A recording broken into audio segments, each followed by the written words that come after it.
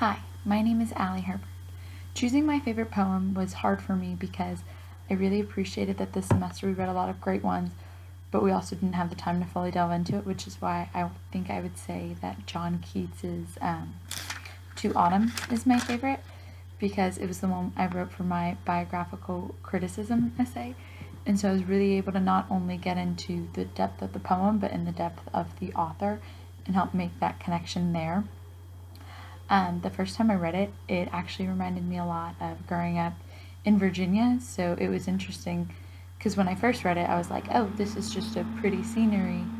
But then the more I got into it and the more that, a pretty scenery with a fun little rhyme scheme, so it's cool to say.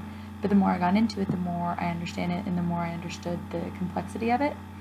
And it was actually really cool for me because during my research, I not only found how his life supports the writing, but there were different interpretations of it from a philosophical or from a political standpoint. So the first time I noticed those, I thought that it was just so cool that something that I just thought was a description of like a pretty fall atmosphere, which is not very apparent in Texas, could have so many different meanings.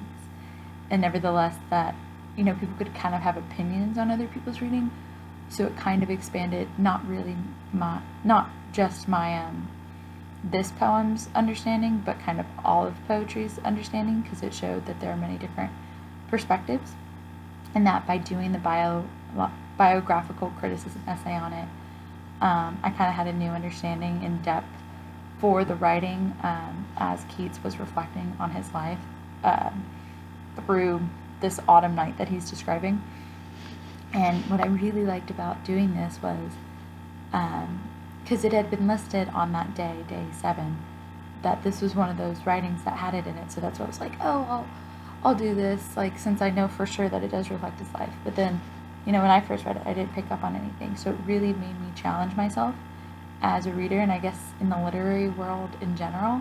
And I kind of want to read my favorite line, which I think sounds pretty simple, but for me, like, it just painted such a vivid picture without describing that picture, which I thought was nice, because it says, what are the songs of spring? Where are they? So what I liked about that line was he did just talk about the sounds like he does all the time, but he kind of made me think for myself, which is what I appreciated that he does. All right. Thank you.